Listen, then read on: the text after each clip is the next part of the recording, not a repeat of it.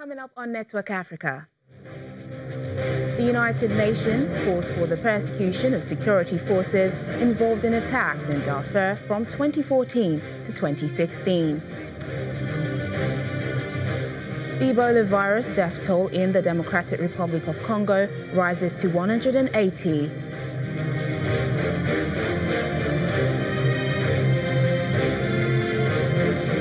Foreign miners deny the discovery of oil and gas in the northern region of Zimbabwe.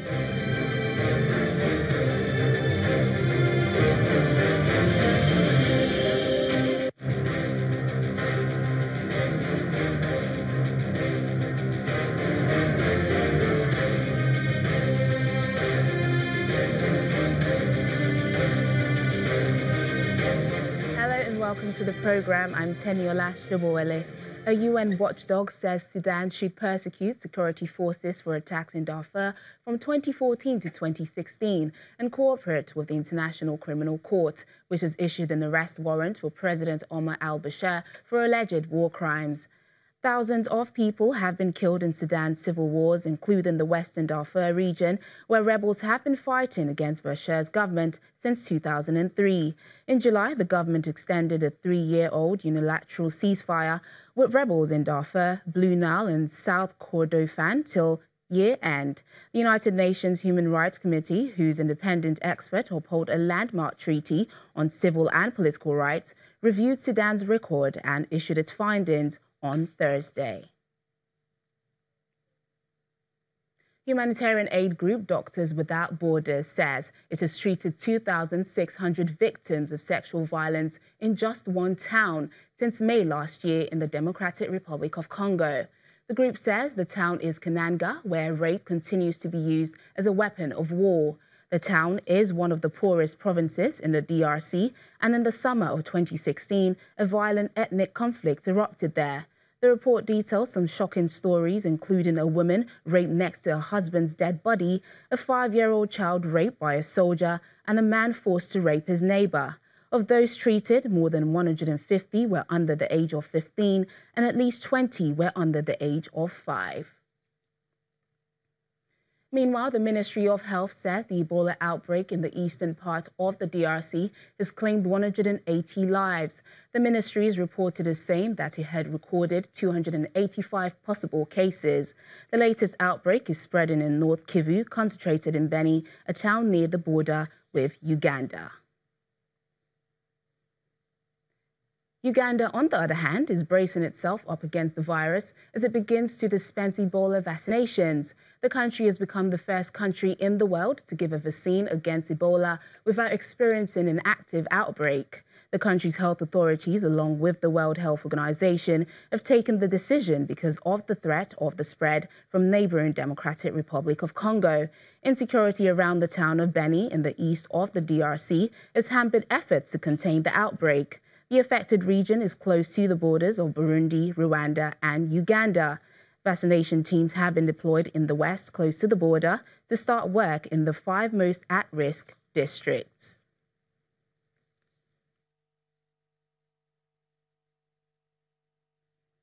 South African President Cyril Ramaphosa has lashed out at the corruption that infected the country before Jacob Zuma was ousted as head of state earlier this year. He said corruption was now being tackled, but people still needed to see senior government officials tried and sent to prison. Mr. Ramaphosa acknowledged that because he was deputy president during the darkest period, he too must give evidence to a corruption investigation. Later in the day, the president confirmed the sacking of the head of the country's tax authority, Tom Moyane, who had been under suspension since March over a string of controversies, including missing revenue. White farmers in South Africa are seeking a role in land reforms. This comes as the government moves to change the constitution to allow for expropriation of white-owned land to rectify racial ownership disparities.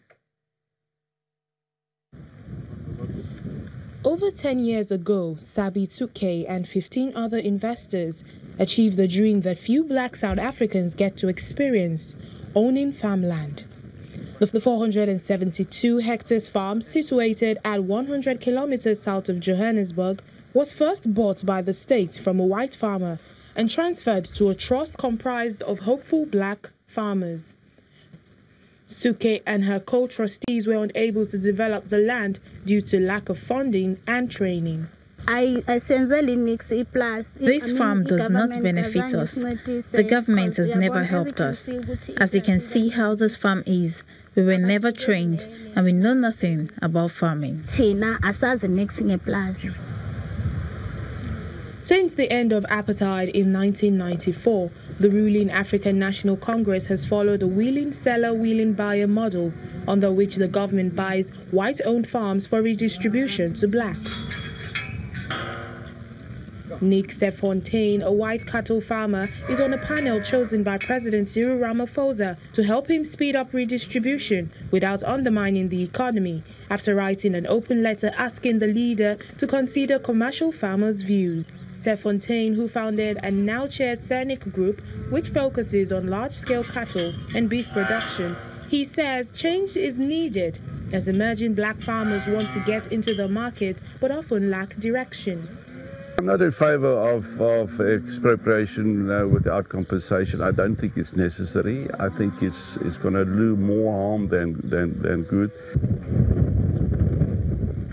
Sefontaine has been acting as a financial go-between since 2016 to help blacks access loans they need to develop land. Solomon Mosue is one of the farmers who has benefited from Sefontaine's initiative.